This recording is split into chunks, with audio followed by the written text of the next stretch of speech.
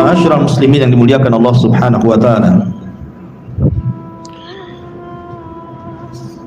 Surah Al-Baqarah ayat 38 dan juga 39. Di sini akhir daripada kisah Nabiullah Adam alaihi salatu wassalam yang dicantumkan dalam permulaan surah Al-Baqarah. Jadi ketika Allah Subhanahu wa taala murka kepada Nabiullah Adam alaihi salatu wassalam dan juga istrinya Hawa, dan sebelumnya Allah sudah murka kepada iblis, maka Allah Subhanahu wa taala menurunkan 3 makhluk ini semuanya ke bumi. Dan sudah saya ceritakan beberapa khilaf di mana mereka diturunkan. Ada yang mengatakan bahwa iblis diturunkan di lautan, makanya iblis membangun istananya di lautan, berdasarkan hadis Nabi sallallahu alaihi wasallam bahwa istana iblis itu ada di lautan. Adapun Adam dan Hawa, ada yang mengatakan Adam diturunkan di Sri Lanka, di India, dan adapun Hawa turun di Jeddah dan Adam turun di Sri Lanka. Kemudian keduanya dipertemukan. Bagaimana caranya? Yang satu di India Sri Lanka, yang satu pula di Jeddah. Dalam riwayat Israiliyat ada yang mengatakan bahwa Allah Subhanahu wa taala turunkan Hajar Aswad. Hajar Aswad itu batu dari sorga, dulunya putih dan bercahaya. Tetapi Nabi SAW mengatakan sawadathu banu Adam, yang membuat batu yang sangat putih bercahaya itu menjadi hitam adalah Bani Adam. Apa maksudnya? Maksudnya dosa yang dilakukan Bani Adam sehingga menjadi batu itu berubah yang tadinya putih bercahaya menjadi hitam. Makanya disebut Hajar Aswad, batu yang sangat hitam. Nah, ketika batu itu diturunkan dari sorga ke bumi, maka itu menandakan sebuah sinyal cahaya bahwa Adam alaihi salatu wassalam kalau ingin mencari Hawa, istrinya yang terpisah, carilah di titik cahaya itu. Begitu juga Hawa. Akhirnya kemudian berjumpalah di Arafah, maka disebut Arafah karena saling mengenal, maka daerah itu disebut Arafah. Di Arafah inilah kemudian Allah Subhanahu wa taala menurunkan kalimat yang pertama kali diturunkan Allah dan dibacakan oleh Adam dan Hawa. Kalimat apa itu? Kalimat taubat. Dan Allah Subhanahu wa taala berfirman, "Fatalaqqa Adamu mir rabbih kalimatin fataba alaihi innahu huwa tawwabur rahim." Maka Allah Subhanahu wa taala mengajarkan kepada Adam beberapa kalimat. Ada yang mengatakan kalimat ini adalah doa yang kita sering baca. Rabbana zalamna anfusana wa illam taghfir lana wa tarhamna lanakunanna minal khasirin. Doa pengakuan dosa dan permintaan ampun kepada Allah. Maka setelah Allah Subhanahu wa taala ampuni dosa keduanya, baru kemudian keduanya bertolak ke mana? Ke Ka'bah. Dan Ka'bah sebelumnya sudah dibangun malaikat. Dan Hajar Aswad diturunkan di situ. Maka tawaflah kemudian Adam dan Hawa di sekitar Ka'bah. Inilah yang menjadikan kemudian bahwa bumi pertama kali manusia beribadah adalah di sekitar Ka'bah. Makanya Ka'bah itu menjadi mulia karena disitulah bumi pertama kali diibadahi oleh manusia Adam dan Hawa. Terlebih kemudian kemuliaan Ka'bah ini bertambah-tambah saat dilahirkan Nabi SAW, dan bertambah-tambah kemuliaannya saat diangkatnya Nabi menjadi Nabi dan Rasul, dan bertambah-tambah kemuliaannya saat Ka'bah kemudian dibebaskan dari segala jenis kesyirikan pada Fathu Mekah, dan bertambah-tambah kemuliaannya saat Ka'bah dijadikan kiblat bagi seluruh kaum muslimin, dan bertambah-tambah kemuliaannya saat seluruh manusia setiap tahun datang untuk melaksanakan haji. Itulah Ka'bah. Disitulah Adam pertama kali beribadah kepada Allah Subhanahu wa ta'ala. Ma'asyiral muslimin yang dimuliakan Allah Azza wa Jalla, tidak mungkin Adam dan Hawa hidup berdua, harus memiliki keturunan. Makanya kemudian Allah Subhanahu wa ta'ala menganugerahkan kepada Adam 40 putra dan putri, dan Allah anugerahkan setiap kehamilan selalu kembar. Jadi Hawa itu hanya melahirkan 20 kali saja, tapi sekali melahirkan laki-laki dan perempuan, dan itu hikmah, keinginan dan kehendak Allah Subhanahu wa ta'ala. Karena Adam alaihi salatu wassalam itu diberikan usia panjang. Dalam hadis yang sahih, ketika Allah Subhanahu wa ta'ala menciptakan Adam alaihi salatu wassalam, Allah usap punggungnya, kemudian keluar ruh dari punggung Adam itu, ruh-ruh yang akan menjadi anak keturunannya sampai kiamat. Kemudian Nabi Adam alaihi salatu wassalam diperlihatkan ada dari umatnya yang bercahaya di dahinya. Kemudian Adam takjub dan mengatakan, siapa itu? Maka dikatakan kepada Adam, itulah Daud dari keturunan. Kemudian Adam berkata, berapa usianya? Maka dikatakan usianya hanya 60 tahun. Adam mengatakan, kenapa sedikit? Bagaimana kalau kutambahkan dari usiaku, genapkan 100 tahun? Jadi usia Adam diambil, 60 tahun diberikan kepada Nabi Allah Hud. Akhirnya kemudian ketika usia Adam sudah 940 tahun, datang malaikat maut dan hendak mencabut nyawanya. Kemudian Adam mengelak dan mengatakan, bukankah usiaku masih tersisa 40? Jadi ketika usianya 960 tahun ya. Karena yang 40 tahun kan diberikan kepada Nabi Allah Hud. Nabi Allah Daud alaihi salam. Kemudian Adam lupa kalau yang 40 tahun itu sudah diberikan kepada Nabi Allah Daud. Dari sinilah kemudian anak turunan Adam menjadi pelupa. Makanya manusia disebut al-insan dari kata-kata nisyan, lupa. Artinya Adam diberikan usia hampir 1000 tahun, walaupun dikurangi kepada Nabi Allah Daud alaihi salatu wassalam, menunjukkan bahwa usia Adam itu cukup panjang. Sehingga kemudian anak-anaknya beranjak dewasa. Dari situlah kemudian Allah Subhanahu wa ta'ala mensyariatkan kepada Adam untuk menikahkan. Bolehnya saudara dengan saudari menikah, tetapi jangan kembarannya. Boleh menikah antara saudara dengan saudari kandungnya, tapi syaratnya jangan kembarannya. Lah kebetulan dari anak-anak Adam ini yang paling besar adalah Qabil dan Habil. Ada yang mengatakan Qabil itu kakaknya, ada yang mengatakan Habil itu, atau sebaliknya, wallahu a'lam. Karena tidak dijelaskan dalam Quran dan juga hadis Nabi sallallahu alaihi wasallam. Tapi yang jelas bahwa itulah yang dikisahkan dalam Al-Quran, di mana Allah Subhanahu wa ta'ala kemudian memerintahkan Adam untuk memerintahkan putra putrinya menikah, karena tidak ada orang lain masalahnya. Akhirnya kemudian Qabil disuruh menikah dengan kembarannya Habil, dan Habil disuruh menikah dengan kembarannya Qabil. Dari sini iblis datang dan menggoda Qabil dan mengatakan, wahai Qabil, lihat kembaran Habil itu tidak cocok untukmu, kurang cantik, tapi lihat kembaranmu cantik. Akhirnya kemudian Qabil pun terpengaruh dengan syaitan, kemudian ditanamkan hasad. Makanya para ulama mengatakan seperti Al-Imam Ibnul Qayyim rahimahullahu ta'ala, bahwa penyakit hati yang pertama kali muncul di langit dan muncul di bumi adalah hasad. Adapun di langit hasadnya iblis kepada Adam, adapun di bumi hasadnya Qabil kepada Habil. Makanya kenapa hasad itu sangat bahaya dalam Islam, sampai Nabi SAW mengatakan, iyyakum wal hasad, hati-hati kalian jangan hasad, karena hasad itu bisa membakar pahala kalian seperti api membakar kayu bakar, kata Nabi.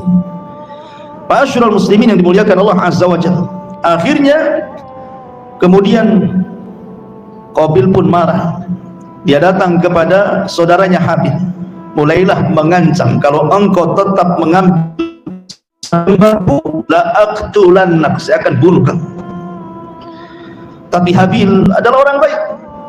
Dia mewarisi sifat-sifat Nabi Adam alaihi salatu wassalam. Tentu kalau kita punya anak banyak, mungkin kita punya anak 5 atau 6 atau 7, tentu di antara anak-anak kita itu pasti ada yang salah satunya yang kita sukai.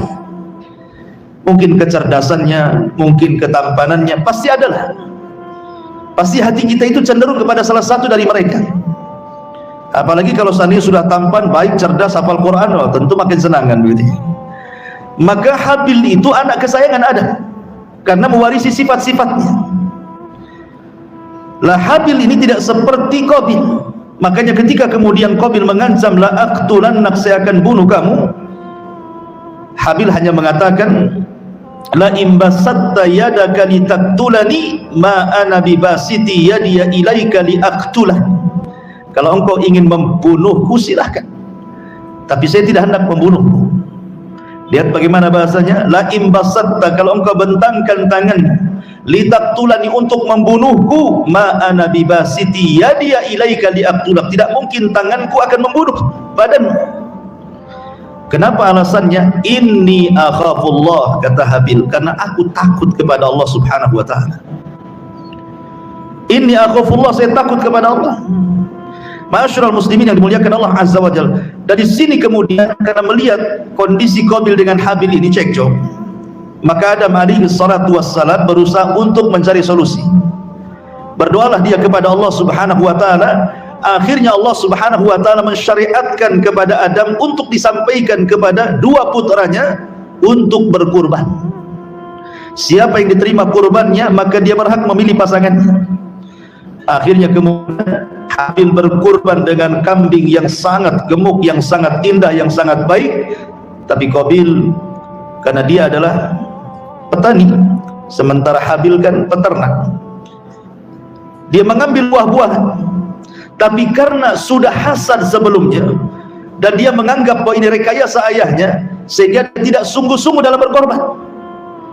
Dia mengambil buah-buahan sesuka hatinya. Harusnya kalau ini adalah persembahan kepada Allah azza wa jalla, dia mempersembahkan yang terbaik kan begitu. Tapi karena sudah sakit hati, sudah hasad, maka dia asal-asalan kurbannya. Akhirnya Allah subhanahu wa ta'ala hanya menerima kurbannya Habil dan menolak kurbannya Qabil. Dari sini Allah subhanahu wa ta'ala berfirman, watlu alaihim naba abnai adam bil haq idh qarraba qurbanan fatuqabbila min ahadihima wa lam yutaqabbal min al-akhar.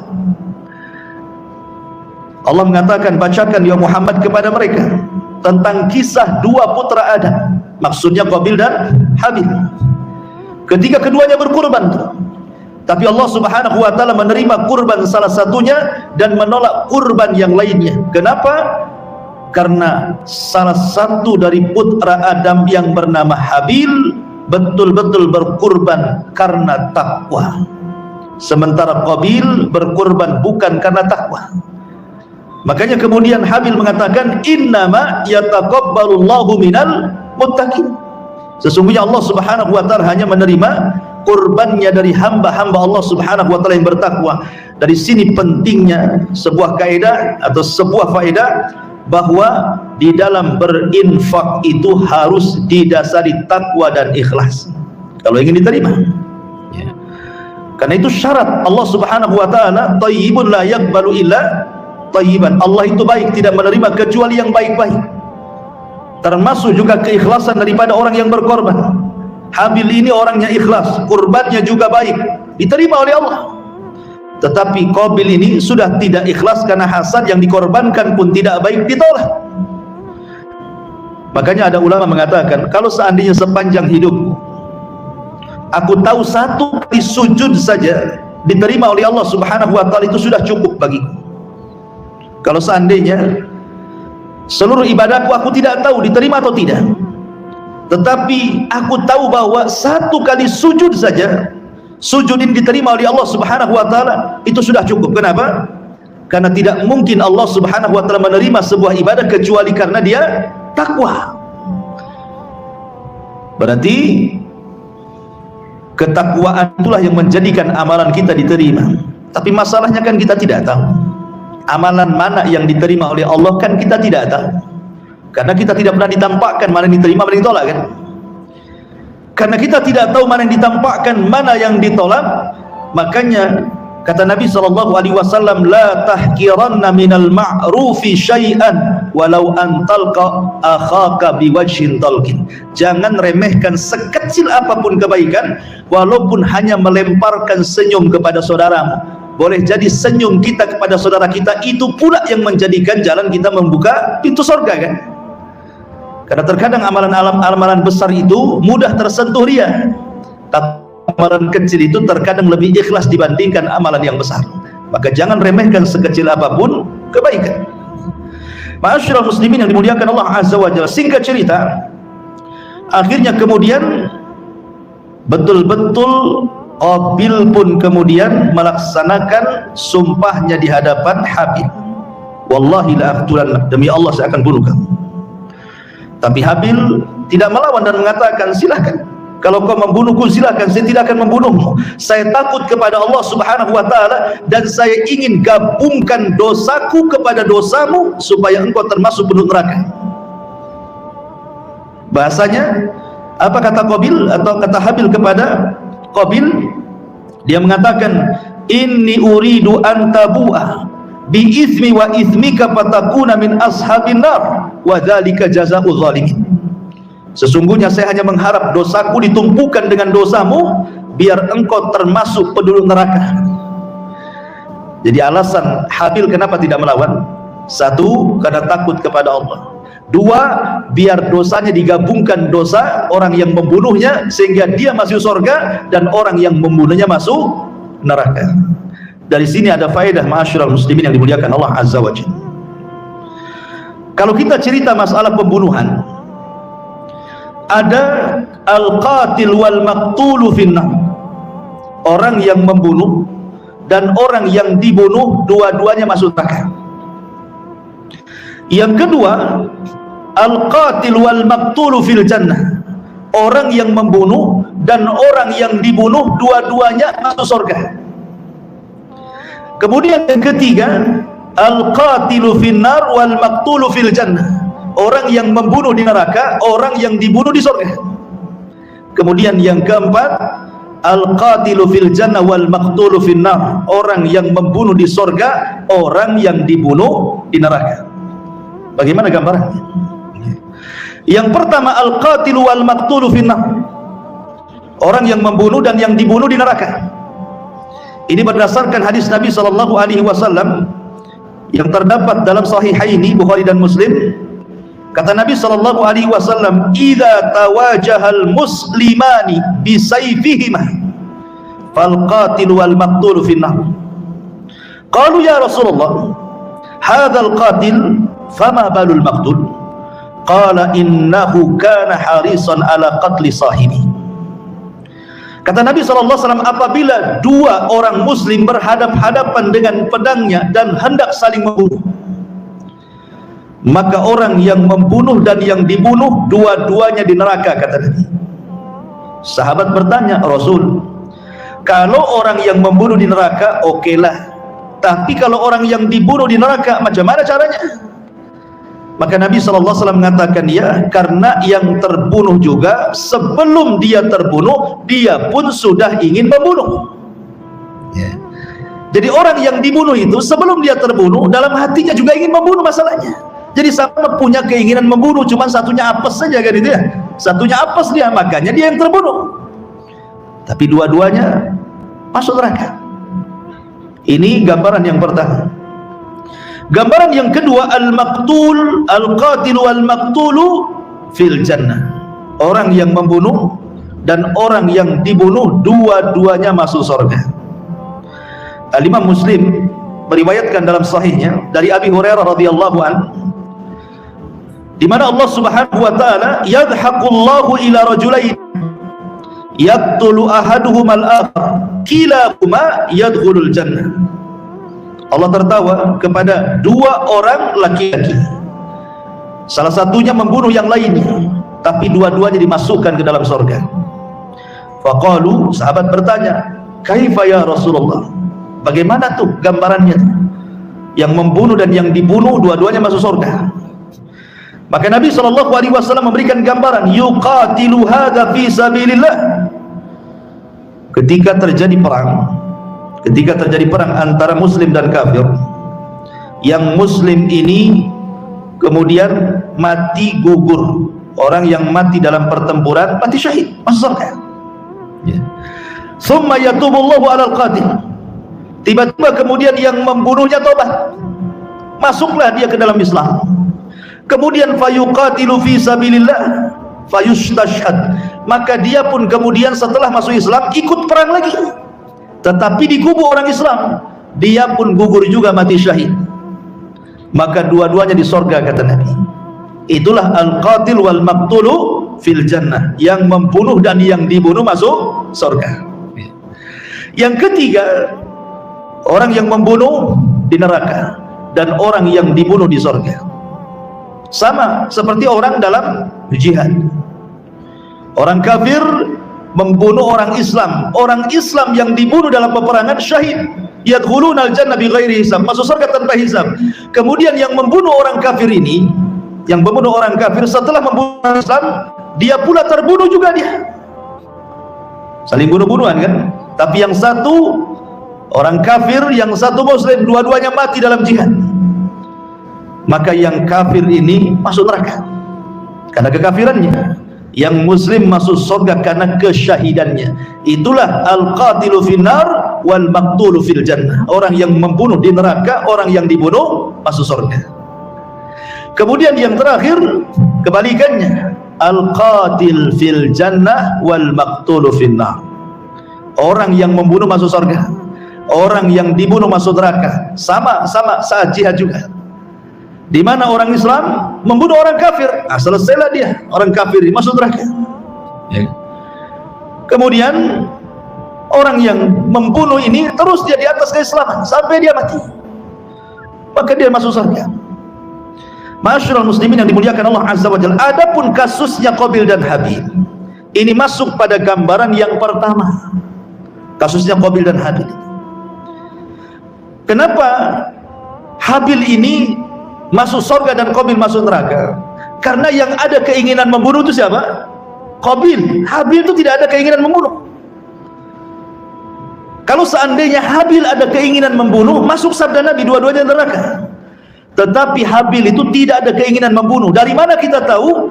Dari perkataan beliau, Habil, la imbasatta yadaka litaqtulani ma ana bibasiti yadiya ilaika liaqtulak inni akhafullah. Kalau engkau ingin membunuh silahkan, tapi saya tidak akan membunuhmu karena saya takut kepada Allah. Dari situ Habil tidak ada keinginan untuk membunuh. Maka Habil masuk surga, Qabil masuk neraka.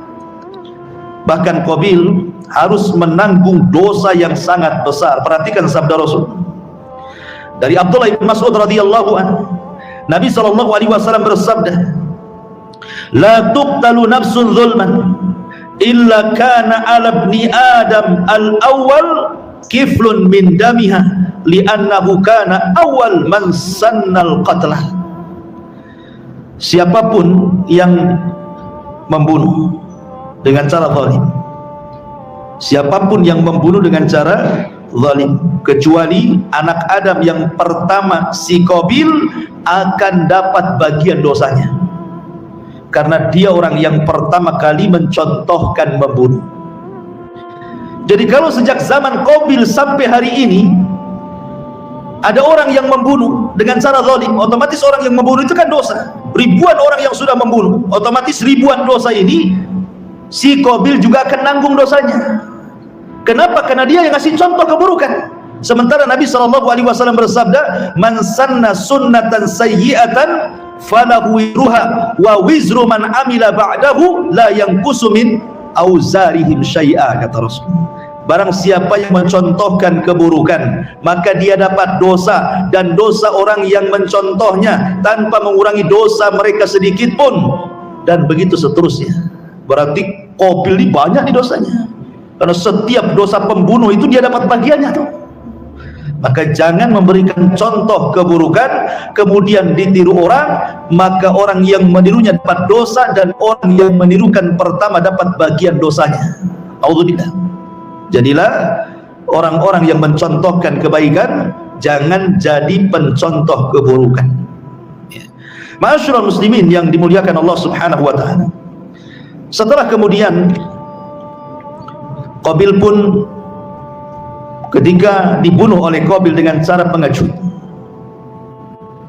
Padahal dalam beberapa sirah itu dijelaskan, badan Habil itu sebenarnya lebih besar, lebih kekar. Kalau seandainya mau berkelahi, Qabil itu kalah sebenarnya. Ya kita melihat dari postur tubuh gitu ya, dan kekuatan. Tetapi pembunuhan Qabil itu kan secara pengecut, di mana ketika Habil sedang tertidur, diambilnya batu besar kemudian dipukulkan di kepalanya sampai hancur mati. Lebih parah lagi kemudian dibiarkan jasadnya begitu saja. Ada yang mengatakan menurut riwayat Mujahid, sebab Qabil membunuh Habil ini, Allah Subhanahu wa taala akhirnya menyegerakan azabnya di dunia sebelum di akhirat. Dengan cara apa? Tiba-tiba betisnya tertekuk dengan pahanya, dia tidak bisa jalan. Kemudian wajahnya ke atas dan tidak bisa dikembalikan, dia tersengat sinar matahari. Itulah dosa zalim. Kata Nabi SAW, tidak ada dosa, kata Nabi SAW, ma min dzambin ajjalallahu uqubatahu fid dunya qabla al-akhirah al-baghyu wa qati'atur rahim. Tidak ada dosa yang disegerakan balasannya di dunia sebelum akhirat kecuali kezaliman dan pemutus silaturahim. Allah segerakan. Ya, hati-hati dua dosa ini, melakukan kezaliman kepada orang ataupun memutus silaturahim. Makanya Imam Zahabi rahimahullahu taala menyebutkan di dalam kitab Al-Kabair, dosa-dosa besar, kitabnya judulnya Al-Kabair. Imam Zahabi menceritakan tentang seseorang yang melakukan kezaliman. Jadi ada orang zalim merampas ikan nelayan, kemudian dia mengancam, kalau engkau tidak memberikan kubur. Nelayan ini orang lemah, orang zalim ini orang kuat, terpaksalah dikasihkan. Kemudian sang zalim ini dengan bangganya, dengan sombongnya membawa ikan itu bawa pulang. Tidak sadar di tengah jalan ikan yang mati Allah hidupkan, tiba-tiba menggigit jarinya. Dia rasa gigitan itu biasa saja, hanya berdarah sedikit, ya sudah biasa saja, pulang ke rumah. Dimasak ikan itu, dimakan dengan lahapnya tanpa punya perasaan dosa. Di malam harinya bekas gigitan itu baru terasa. Dia pun merasakan sakit, kesakitan yang luar biasa yang tidak ada yang tahu rasa sakitnya kecuali Allah. Menjerit-jerit. Keesokan harinya dia datang ke dokter, ke tabib. Ke dokter, bukan ke dukunnya. Kemudian kata tabib, kata dokter ini, itu gigitan ikan ada virusnya. Itu sudah menjalar ke telapak tangan, harus diamputasi. Kalau tidak diamputasi akan menjalar ke pergelangan sampai ke jantung, mati kan. Subhanallah. Baru kemarin dia melakukan kezaliman, jarak 1 hari sudah dipotong tuh tangannya. Itulah kadang-kadang Allah menyegerakan kan dosa kezaliman. Dikiranya setelah dipotong telapak tangannya sembuh, tidak juga. Beberapa hari kemudian menjalar lagi sampai ke sikut dia. Balik lagi ke tabib, atau tabib itu diamputasi lagi. Akhirnya dipotong juga sikutnya. Beberapa hari lagi tidak sembuh juga, ternyata menjalar sampai di bahunya. Dokter ini heran, dia sudah sering menangani perkara itu, tapi tidak seperti ini. Makanya dokter ini bertanya kepada orang ini, dosa kamu itu apa sebenarnya? Akhirnya bercerita tentang kezalimannya mengambil ikan nelayan itu. Kata dokter, subhanallah, seandainya ketika ikan itu Allah hidupkan dan menggigit jarimu, kau langsung serahkan ikan itu, minta ampun, minta maaf, kau tidak perlu datang ke sini. Ya, tapi ini semua sudah takdir Allah Azza wa Jalla. Sebelum ku potong bahumu, sebaiknya kau datangi nelayan yang ku ambil ikannya, minta maaf, minta redhonya. Mudah-mudahan dengan cara itu Allah sembuhkan penyakitmu. Cari dia. Ya. Setelah ketemu, akhirnya dia mengatakan, samihni ya fulan, maafkan dosa-dosaku wahai fulan. Lah ini bingung, siapa orang ini? Kemudian diceritakan, saya seorang orang zalim yang telah mengambil ikanmu pada waktu-waktu yang kemarin-kemarin, tolong maafkan saya. Akhirnya kemudian karena melihat kondisinya yang kasihan, dimaafkanlah sang nelayan ini. Ketika dimaafkan, hilang rasa sakitnya. Kemudian sebelum dia pergi, orang zalim yang sudah bertobat ini mengatakan kepada sang nelayan ini, wahai bapak, ketika saya ambil ikan, saya melihat bibirmu bergerak-gerak. Kamu ngomong apa? Gitu. Akhirnya kata sang nelayan, tidak, aku tidak bicara apapun kecuali hanya berdoa kepada Allah. Hanya mengatakan, ya Rabb, sesungguhnya aku ini orang lemah di hadapanku orang kuat. Arini quwwataka ya Rabb, tolong tampakkan kekuatanmu kepadaku. Hanya itu saja. Ya. Rupanya manjur doa orang yang dizalimi mustajab. Ingat, doa orang yang dizalimi itu mustajab, karena orang yang menzalimi itu dia bisa nyenyak tidur, orang yang dizalimi tidak pernah nyenyak tidur. Makanya dia bermunajat tiap malam untuk melaknat orang yang menzaliminya. Hati-hati tuh ya. Karena orang yang mazlum yang dizalimi ini kalau sudah berdoa tidak ada hijab antara dia dengan Allah, melesat walaupun yang dizalimi itu orang kafir. Masyarul muslimin yang dimuliakan Allah Azza wa Jalla, akhirnya setelah dimaafkan dan dia pun menyesal, maka dia pun hendak datang ke dokter tadi. Tapi sebelum dia datang ke dokter tadi, menghabarkan bahwa sakitnya sudah hilang, dia datang ke orang-orang, datang ke pasar-pasar, datang ke keramaian orang dan mengatakan, man ra'ani falam yadlim minhu ahada. Siapapun yang melihat aku, tolong jangan berbuat zalim. Tampakkanlah bekas amputasinya itu. Lah, Imam Zahabi mencantumkan kisah ini dalam kitab Al-Kabair, dosa-dosa besar. Ya.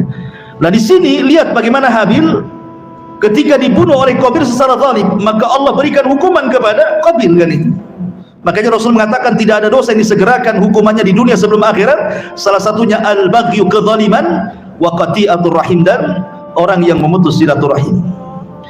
Ketika kemudian Qabil sudah membunuh Habil, maka disinilah cerita peradaban dimulai. Manusia mulai terpisah jadi dua. Setelah Qabil membunuh Habil, dia malu berjumpa dengan Adam bapaknya. Akhirnya dia bawa istrinya kembarannya untuk menjauh dari kabilahnya Adam yang ada di perbukitan. Dia memilih ke lembah.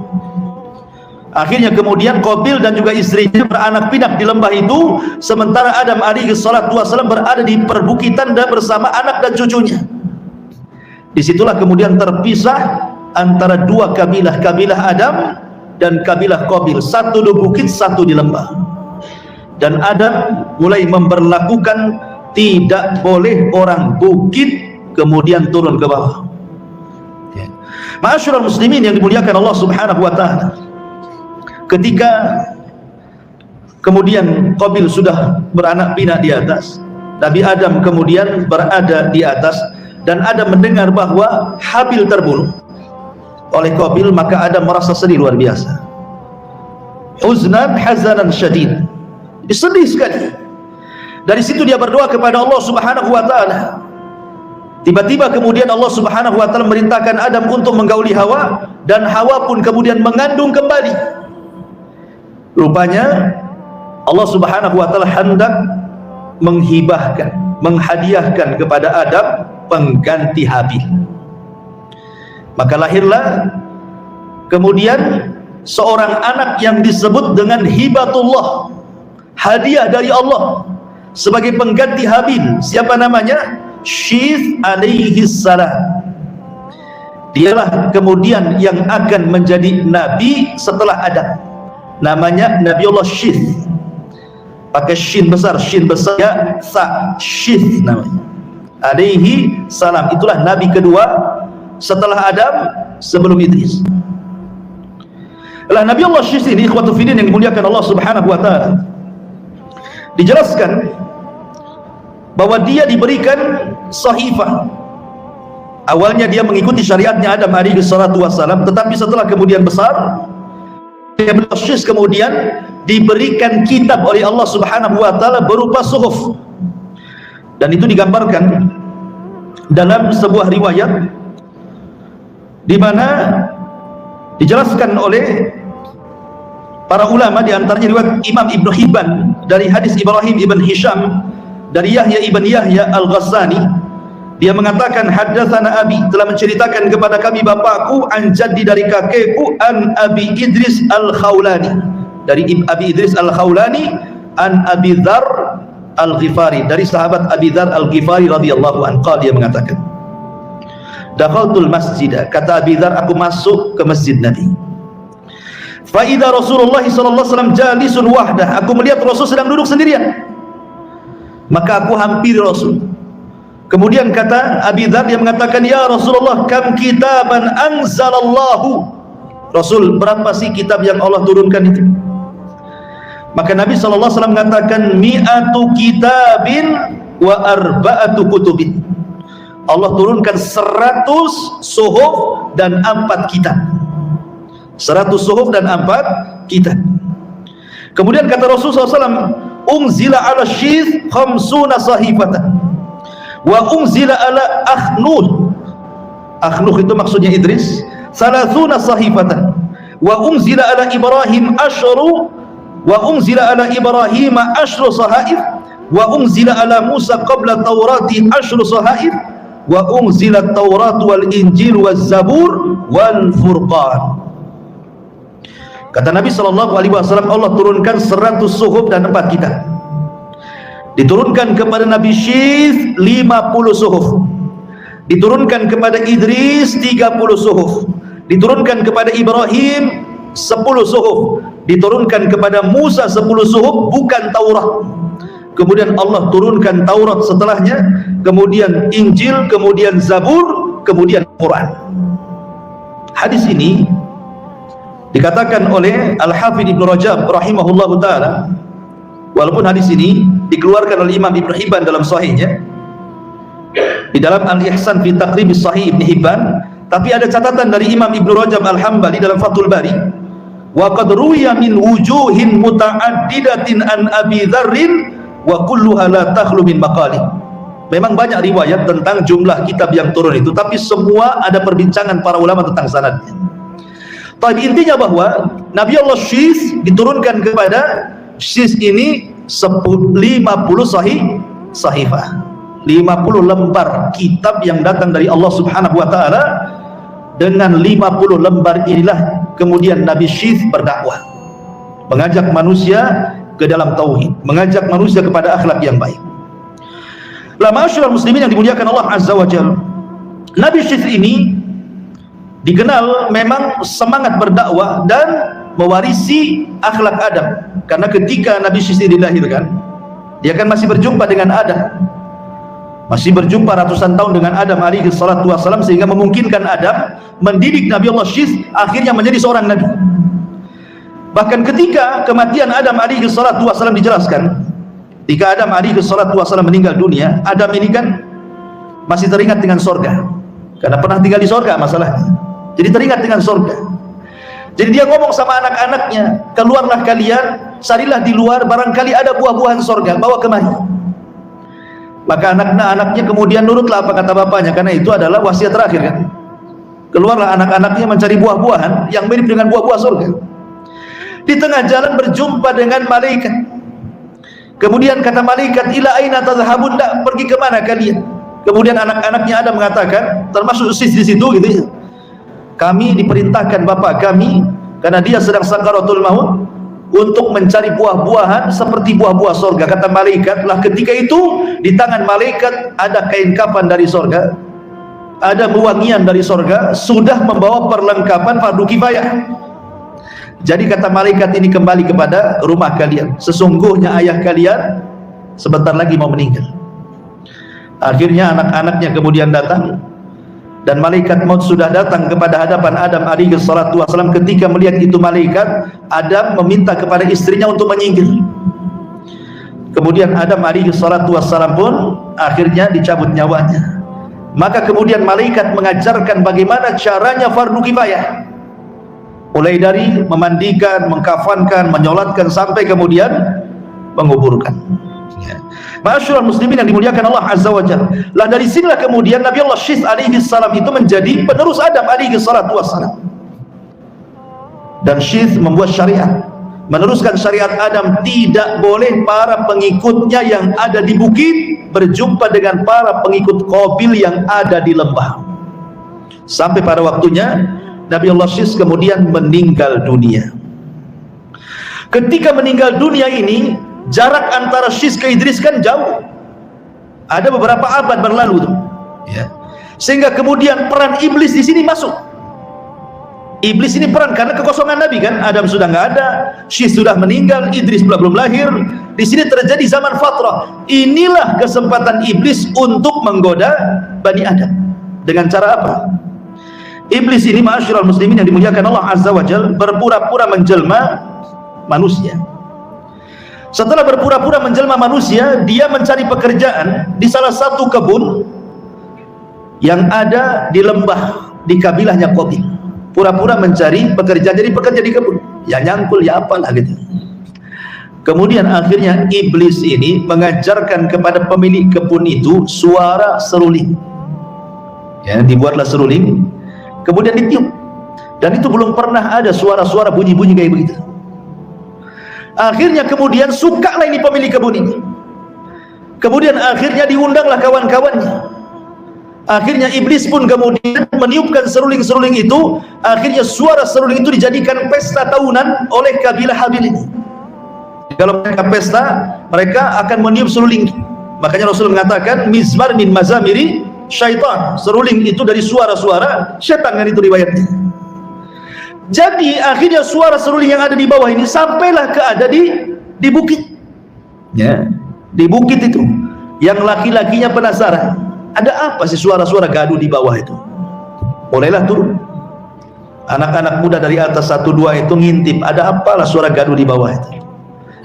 Lah dalam hadis Nabi SAW, turunan Qabil itu laki-lakinya tak tampan, perempuannya pula cantik-cantik. Sementara yang di atas, ya, kabilahnya Syis alaihi salam itu terbalik pula. Laki-lakinya tampan-tampan, perempuannya pula tak tampan, ya. Akhirnya kemudian yang laki-laki yang tidak tampan ini belum pernah melihat perempuan yang cantik, yang cantik pula belum pernah melihat laki-laki tampan. Masalahnya si tampan dan si cantik ketemu, jatuh cinta. Akhirnya terjadilah perzinahan pertama di dunia. Berzinah mereka antara yang ada di bukit dengan yang ada di lembah ini. Akhirnya terjadi perzinahan, awalnya dari musik, berakhir dengan perzinahan. Makanya musik, zina, khamr itu 3 serangkai, tidak bisa dilupakan, tidak bisa dilepas. Musik, zina, khamr wajib ada. Itu 3 maksiat yang tidak bisa dipisahkan. Sebab kalau seseorang kemudian minum tanpa musik, geleng-geleng nggak asik. Harus ada musiknya, geleng-geleng. Habis mabuk baru zina. Naudzubillah. Akhirnya kemudian terjadi kerusakan. Tapi subhanallah, Allah masih menjaga akidah kaum muslimin. Belum ada kesyirikan. Mereka tidak bisa digoda untuk melakukan kesyirikan. Karena kesyirikan itu terjadi setelah berlalu 1000 tahun. Antara Nabi Adam ke Nabi Nuh alaihi salatu wassalam. Di zaman itu kalau maksiat ada, ya. Maksiat musik, maksiat perzinahan, minum khamar itu ada di situ. Tapi belum ada kesyirikan hebatnya di situ. Belum ada kesyirikan, hanya dosa-dosa besar saja. Akhirnya semakin rusak, makin sedikit yang baik yang di atas, makin banyak pula yang jahat di bawah. Di sini Allah Subhanahu wa taala kemudian utus kepada mereka Nabi Allah Idris alaihi salatu wassalam. Setelah beberapa generasi itu, baru Allah Subhanahu wa taala utus Nabi Allah Idris alaihi salatu wassalam. Idris itu dikatakan Idris, namanya kan Anuh, tadi sudah dikatakan namanya Anuh. Tetapi Idris disebut Idris li kathrati dirasah, karena banyak belajar dia. Idris itu banyak baca, banyak nulis. Karena dia orang yang pertama nulis dengan pena. Dia orang yang pertama baca, mempelajari ilmu bintang, bukan ahli nujum, bukan. Kalau nujum itu dukun, ya ilmu falak gitu ya. Kemudian juga dia orang yang pertama kali menjahit baju. Antum jangan gambarkan seperti gambaran orang-orang yang membuat film primitif bahwa Adam itu telanjang, Hawa telanjang. Ini menghina bapak kita. Adam itu sudah pakai baju di sorga. Kemudian ketika diturunkan ke bumi juga Allah katakan di dalam Al-Quranul Karim, ya bani Adam qad anzalna alaikum libasan yuwari sawatikum warisan wa libasut taqwa dzalika khair. Allah mengatakan dalam Al-Quran, wahai bani Adam, kami turunkan kepadamu pakaian. Jadi Allah Subhanahu wa ta'ala tunjukkan kepada Adam itu untuk berpakaian menutup aurat. Jadi Adam itu sudah nutup aurat, yang entah dengan apa lah kan gitu ya, entah dengan kulit, entah dengan dedaunan di zaman itu, Allahu a'lam. Tapi kemudian jangan kemudian digambarkan Adam itu kemudian telanjang pakai koteka saja, enggak gitu ya. Ma'asyiral muslimin yang dimuliakan Allah Azza wa Jalla, Adam berpakaian, Hawa juga berpakaian, ya cuma ditutup dengan dedaunan dan begitu seterusnya gitu. Karena ada orang yang kemudian membuat film Adam Hawa semua dua-duanya telanjang, la ilaha illallah ya. Ma'asyiral muslimin yang dimuliakan Allah Azza wa Jalla, maka kembali ke kisah Idris. Jadi ketika Nabi Allah Idris alaihi salatu wassalam kemudian diutus, maka Idris berusaha memperbaiki kondisi. Bagaimanapun yang dihadapi Idris ini berat sekali, karena masalahnya keburukan sudah menyebar kan, lebih banyak dibandingkan kebaikan. Tapi Idris itu nabi yang paling semangat memperbaiki orang. Sampai dalam riwayat Israiliyat itu dengan dakwahnya berhasil dia menarik 1000 orang dari kaumnya. 1000 itu sudah banyak di zaman itu, karena umat kan belum banyak. Akhirnya kemudian Nabi Allah Idris alaihi salatu wassalam, karena Idris kan orang Babil, pendapat yang Raji Iblis itu dilahirkan di Babil. Babil itu Irak, walaupun ada yang berpendapat di Mesir. Jadi setelah Idris kemudian berdakwah dengan sedemikian kencangnya, semangatnya, banyak memberikan hidayah, dia takut kalau seandainya orang-orang masih tinggal di Babil, kalau masih berdekatan dengan kabilah Qabil ini bahaya ya. Akhirnya kemudian Idris pun mengajak hijrah orang-orang yang beriman dari Babil Irak dibawa ke Mesir. Di Mesir inilah maka Idris kemudian menggembleng mereka. Makanya penting seseorang itu mencari lingkungan kan gitu ya. Mencari lingkungan yang baik itu penting. Kata para ulama itu, dahulukan apa namanya al-jar qabla dar gitu. Dahulukan al-jar qabla ad-dar, dahulukan tetangga sebelum rumah. Jadi kalau antum ingin cari rumah, ingin beli rumah, ingin sewa rumah, dahulukan tetangga sebelum rumah. Lihat tetangganya, jangan lihat rumahnya dulu ya. Dari mana dalilnya? Dari Al-Quran dalilnya. Ketika istrinya Fir'aun, Asya bintu Muzahim, sebelum meninggalnya, dia berdoa kepada Allah Subhanahu wa ta'ala. Apa doanya? Disebutkan dalam Al-Quran, Rabbi bnili indaka baitan fil jannah. Ya Rabb, bangunkan di sisimu satu rumah di surga. Kalimat di sini, ya Allah bangunkan di sisimu rumah di surga. Artinya dia ingin bertetangga dengan Allah baru bicara rumah gitu ya. Dari sini ada kaidah bahwa hendaklah mendahulukan tetangga sebelum rumah. Jadi kalau cari perumahan itu lihat tetangganya, muslimkah tidak muslim, ada masjidkah tidak ada masjid, macam mana kondisinya, mayoritas muslim, banyak ahli sunnahnya atau syiahnya, dilihat di situ ya. Tetap kita merayakan tetangga, tapi di zaman sekarang kan nggak peduli. Kalau bisa cari rumah yang nggak ada tetangganya kan, yang nggak ada tetangganya, yang jauh-jauh rumahnya di sini rumah, nanti di sana lagi rumah. Kadang-kadang sesama tetangga nggak kenal, sampai mati nggak kenal. Kan ada itu perumahan sampai mati nggak kenal tetangganya, itu nggak peduli. Kan rugi gitu ya. Pada Rasul itu diwasiati Jibril itu untuk supaya berbuat baik ke tetangganya, sampai Rasul menyangka tetangga itu jadi ahli warisnya kan itu. Ma'asyiral muslimin yang dimuliakan Allah Azza wa Jalla, kembali bahwa lingkungan itu penting. Makanya Idris membawa kaumnya dari Babil Irak menuju Mesir.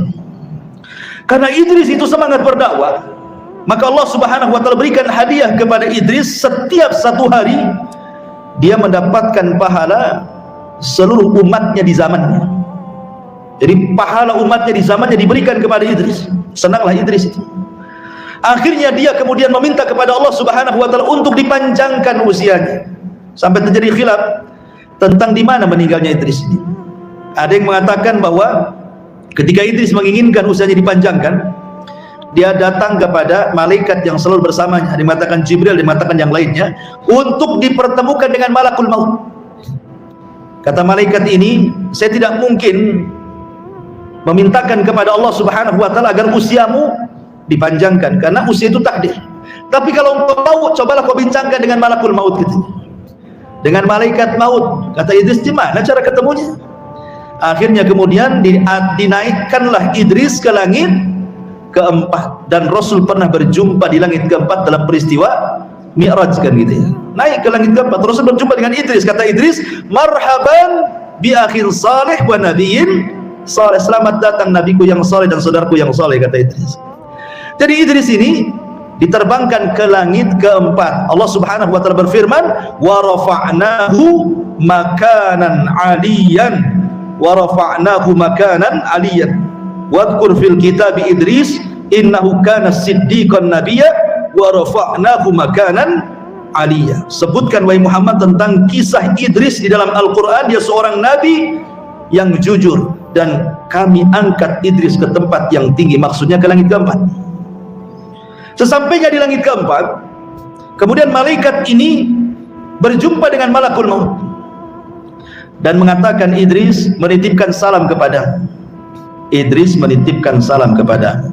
Ya, malaikat maut mengatakan, sampaikan salamku juga kepadanya. Ada apa dia dengan diriku?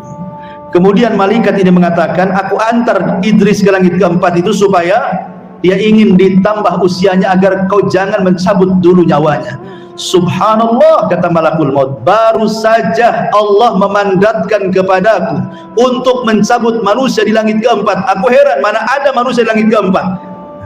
Rupanya Idris itu maksudnya. Kemudian malaikat maut mengatakan kepada malaikat yang membawa Idris, bagaimana aku akan menambah usianya sementara dia sudah ditakdirkan usianya tinggal kedipan mata, katanya. Ketika malaikat yang mengantar Idris ini kemudian hendak kembali ke Idris, Idris sudah mati.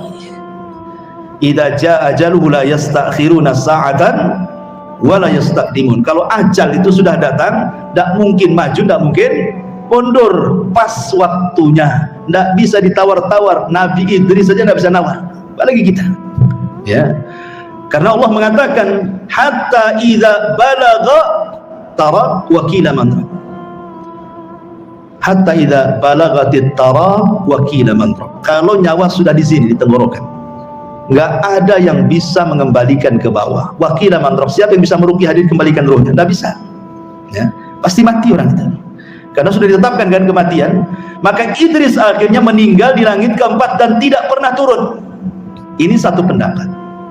Pendapat yang kedua, Idris itu tidak dicabut nyawanya, tapi dia diangkat ke langit keempat. Wa rafa'nahu makanan 'aliyya, dan kami angkat ke tempat yang tinggi. Maksudnya Idris dibiarkan hidup sama dengan Nabi Isa, ya, dinaikkan gitu saja, dia tidak mati, nanti matinya di akhir zaman. Ada juga yang mengatakan Idris itu mati di bumi, tidak ada mati di langit, mati di bumi. Semua manusia itu mati di bumi, makanya Adam saja harus diturunkan dari surga ke bumi supaya mati di bumi. Maka Idris itu mati di bumi. Adapun kemudian kalimat wa rafa'nahu makanan 'aliyya, kami angkat Idris ke tempat yang tinggi, maksudnya Allah tempatkan Idris di surga, ya, di surga yang paling tinggi, ya. Jadi penafsiran seperti itu. Jadi yang dua kisah Israiliyat dan yang terakhir ini keumuman dalil bahwa manusia mati di bumi, ya, termasuk Adam dan yang lainnya. Karena Quran tidak menyebutkan mati di langit, itu kan kisah Israiliyat, ya. Tapi yang jelas bahwa masyaallah muslimin yang dimuliakan Allah Subhanahu wa taala, dari sini maka dapat kita faedah, setelah kematian Idris alaihi salatu wassalam, maka manusia tetap di atas tauhid. Tapi kemudian setelah Idris sudah berlalu zamannya, kekosongan para nabi, tidak ada nabi dan rasul lagi, hanya ada orang-orang yang meneruskan syariat Idris alaihi salatu wassalam, maka bergoncanglah hati manusia karena tidak ada rujukan, tidak ada nabi lagi masalahnya. Disitulah hadir sebagai pewaris para nabi, para ulama, orang-orang soleh. Lah kebetulan pewaris para nabi, orang-orang soleh dari kaumnya Idris itu ada keluarga yang disebut dengan Wud, keluarga Wud, ya. Quran membahasakannya Wad. Allah mengatakan la tadarunna waddan wala suwa'an wala yaghutha wa ya'uqa wa nasra, dalam surah Nuh itu, ya. Inilah 5 orang soleh ini yang tersisa. Ini satu keluarga ini, bapaknya Wad, Suwa, Yagus, Ya'uq, Nasr, ini anak-anaknya. Mereka lah yang meruskan perjuangan dakwah Idris alaihi salatu wassalam untuk mengajak manusia ke dalam tauhid. tapi Allah takdirkan meninggal satu persatu. Wad meninggal, ganti Suwa, Suwa meninggal, ganti Ya'uq, Yagus meninggal, ganti Ya'uq, Ya'uq meninggal, ganti Nasr, tidak ada penggantinya. Sehingga disitulah iblis ada kesempatan. Selama ini iblis tidak bisa menyimpangkan Bani Adam sejauh kecuali hanya sekedar dosa besar. Untuk berbuat syirik tidak bisa. Di sini ada kesempatan. Generasi pertama dipengaruhi dan mengatakan, iblis datang kepada mereka menjelma orang soleh. Karena ketika itu, karena semangatnya mereka kepada orang-orang soleh ini, akhirnya kemudian mereka mendambatkan hati kepada mereka dan penggantinya. Sehingga iblis datang, sebaiknya kalian buatlah patung, ya, supaya diingatkan jasa-jasa mereka gitu ya. Letakkan di satu tempat, jadi sekali-kali kalian kalau ingat mereka itu datang ke situ. Jadi kalau melihat patung mereka itu, semangat lagi ibadah kalian. Terpengaruh pula dengan was-was syaitan. Betul-betul dibuat 5 patung, diletakkan di satu tempat khusus, diziarahi. Tidak ada kesyirikan, hanya menziarahi, melihat semangat. Kalau udah futur melihat semangat gitu ya. Generasi pembuat patung meninggal, datang pula generasi kedua. Iblis datang lagi dan mengatakan, kenapa kalian capek-capek lah datang ke tempat khusus, produksi sajalah ke itu patung-patung banyak-banyak, letakkan di rumah kalian, ya, makin semangat lagi kalian, kepengaruh lagi, diproduksilah banyak-banyak, hampir tidak ada satu rumah kecuali ada patung, ya, tidak perlu lagi datang ke tempat khusus. Generasi kedua meninggal, generasi ketiga tak tahu apa-apa. Iblis datang lagi dan mengatakan, aku loh hidup di zaman bapakmu, di zaman kakekmu, kata iblis. Kamu tahu nggak apa maksudnya kakekmu buat patung itu? Kakekmu membuat patung itu maksudnya untuk wasilah mendekatkan diri kepada Allah. Ma na'buduhum illa liyuqarribuna ilallahi zulfah. Kami tidak mendekatkan diri kepada Allah kecuali lewat perantara mereka, supaya lebih dekat lagi. Nah, mulailah terjadi syirik wasilah di sini, ya. Akhirnya kemudian mereka pun mulai menjadikan patung-patung itu wasilah beribadah kepada Allah, yang berakhir bukan dijadikan wasilah lagi, belakangan dijadikan sesembahan. Ketika mulai terjadi kesyirikan, disinilah Allah utus Nabi Nuh alaihi salatu wassalam setelah 1000 tahun dari zaman Adam alaihi salatu wassalam. Nuh diutus, ya. Lah Nuh ini luar biasa perjuangannya, ikhwatul fiddin, dan satu-satunya nabi yang diberikan usia lebih panjang dari bapaknya sendiri, maksudnya kakeknya Adam alaihi salatu wassalam. Dari semua manusia Nuh paling panjang sendiri itu usianya. Ada yang mengatakan 1870, ada yang mengatakan 1500, ada yang mengatakan 1400, pokoknya di atas 1000 lah itu khilafnya. Sehingga Nuh ini berjumpa dengan berbagai macam generasi, karena Nuh itu panjang usianya kan itu. Makanya Al-Quran sendiri ketika menjelaskan tentang dakwahnya Nabi Nuh itu kan disebutkan alfasanatin illa khamsina ama, dakwahnya saja 1000 tahun dikurangi 50 tahun alias 950 tahun, tetapi hidayah milik Allah setiap 20 tahun sekali, cuma satu pengikutnya. Jadi selama itu tidak banyak pengikutnya, ya. Akhirnya kemudian sudah Nuh itu sudah terlampau lama berdakwah, ya kan, 950 tahun, tidak pun ada juga yang menerimanya. Malah semakin berani kaumnya hendak membunuhnya. Disinilah Nuh alaihi salatu wasallam berdoa kepada Allah, Rabbi inni maghlubun fantasir, ya Rabb, aku sudah mau dikalahkan kaumku, tolong aku. Maka Nuh alaihi salatu wasallam berdoa, maka Allah subhanahu wa ta'ala berikan mukjizat kepada Nuh berupa kapal. Ada yang mengatakan, namanya riwayat Israiliyat, kapal itu ditanam oleh Nuh dari biji, kemudian tumbuh 100 tahun, setelah 100 tahun diserut, setelah 100 tahun berikutnya 40 tahunnya membuat kapal. Ini cerita Israiliyat, ya kan? Kalau Quran tidak mengatakan seperti itu. Quran itu yang mengatakan, ya Allah turunkan kapal gitu saja, ya. Allah turunkan bahan-bahannya, kemudian Nuh merangkainya. Jadi bukan diambil dari hutan, enggak. Makanya ada sebagian ulama salaf mengatakan ada makhluk-makhluk Allah itu yang tidak diciptakan dari yang lainnya. Maksudnya seperti hewan dari ibu bapaknya, tidak, dia langsung ada. Seperti untanya Nabi Saleh, nggak ada ibu bapaknya, langsung keluar dari batu kan gitu ya. Kemudian yang kedua, tongkatnya Musa langsung turun dari surga. Kemudian kapalnya Nabi Nuh, ada yang mengatakan seperti itu. Wallahu a'lam, ya. Intinya bahwa mujizat Nabi Nuh itu membuat perahu. Disitulah terjadi sukhriyah, karena Nuh kan sudah tidak berdakwah lagi, ya. karena dia langsung manut dengan Allah, disuruh merangkai kapal, dia rangkai. Disinilah kemudian terjadi mulai cemoohan dari kaumnya dan mengatakan, ya Nuh, dulu engkau seorang nabi, kok sekarang jadi tukang kayu? Gimana ceritanya? Jadi diolok-olok gitu ya. Apa sudah resign jadi nabi, kok sekarang jadi tukang mebel gitu? Dibuat, diolok-olok ya kan? Nggak tahu kalau itu adalah perintah Allah. Setelah pada waktunya Allah Subhanahu wa taala meminta Nuh untuk memasukkan hewan yang berpasang-pasangan, kemudian juga burung-burung dan juga manusia yang beriman, anak-anaknya kecuali istri dan anaknya Kanan yang kufur. Disitulah terjadi banjir bandang tupan yang luar biasa. Maka tidak ada manusia yang hidup kecuali tenggelam. Yang selamat satu dunia itu hanya di perahu Nuh. Makanya Nuh disebut Abul Bashar Ats-Tsani, bapak manusia kedua setelah Adam. Kenapa? Karena tidak ada populasi manusia kecuali yang di kapal itu masalahnya. Yang di kapal itu pun yang mendapatkan berkah dari Allah, keturunan manusia dari 3 putra Nuh, Syith, Syam, Ham, dan Yafis. Nuh itu punya 4 putra, Syam, Ham, Yafis, Kan'an. Kan'an ini kufur sendiri. Sampai ketika Kan'an ini memilih agama ibundanya. Terkadang hati-hati kalau punya istri ini, anak kadang-kadang terpengaruh kan. Si Kan'an ini ikut ibunya dia. Ya.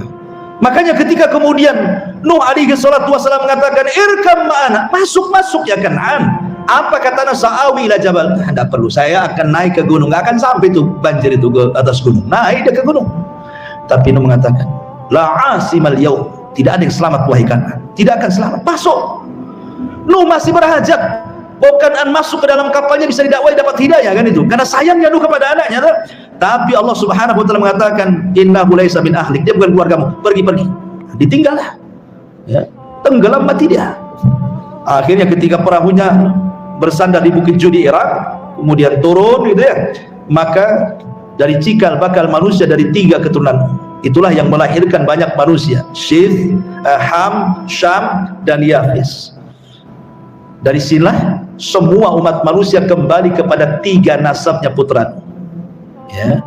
Maka dari putra Nuh ini kemana-mana muncullah para nabi setelahnya. Ada Ibrahim, ada Hud, ada Saleh, ada Syuaib, ada nabi-nabi Bani Israel, sampai kepada Rasul kita Muhammad sallallahu alaihi wasallam.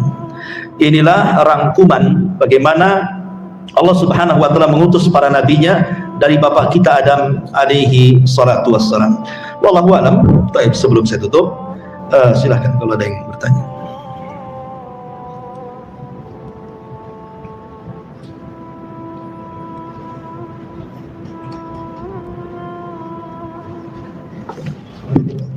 Baik. Kalau tentang anak-anaknya Nabi Adam jelas saling silang pengembangan manusia. Kalau dari itu enggak. Kalau putra-putra Nuh alaihi salatu wassalam itu berpencar. Ya, ada yang mengatakan bahwa satu perahu itu banyak perempuannya, laki-lakinya cuman putra-putra Nuh saja. Karena kemudian putra-putra Nuh ini kemudian menyebar. Ya, sehingga menyebar inilah Rasul mengatakan bahwa Arab dari keturunan Syam, bangsa Arab, dan seluruh para nabi dari keturunan Syam, semua para nabi. Ya. Adapun Ham itu ke arah Afrika dan sekitarnya, sehingga turunan orang-orang berkulit hitam itu dari Ham. Ya. Adapun Yafis ini ke arah Asia. Yafis ini, ya, Yafis ini melahirkan beberapa kabilah termasuk Ya'juj wa Ma'juj. Itu dari Yafis. Ya, orang-orang Afrika, orang-orang Asia kayak kita ini turunan Yafis. Makanya ada orang yang menyangka jangan-jangan Cina itu Ya'juj wa Ma'juj katanya. Tidak, Cina pula Ya'juj wa Ma'juj. Ya'juj wa Ma'juj kabilah tersendiri, dia sudah dibenteng oleh Dzulqarnain di sebuah tempat yang tidak ada yang kecuali Allah, dan akan nanti itu tanda-tanda kiamat besar. Tanda-tanda kiamat besar. Karena ada orang yang kemudian mentakwil hadis-hadis akhir-akhir zaman itu dengan takwilan yang aneh-aneh. Dajjal itu bukan manusia, Dajjal itu simbol barat katanya. Oh, itulah simbol barat, Dajjal. Dajjal itu manusia. Makanya Rasul SAW menyamakan dengan manusia. Sebutkan ciri-cirinya. Termasuk Ya'juj Ma'juj. Ya, disebutkan ciri-cirinya kan. Mereka seperti bangsa Turk, bulat-bulat seperti orang Asia. Jadi anak-anaknya itu menyebar di satu dunia ini ya, semua kembali kepada 3 putra Nuh alaihi salatu wassalam.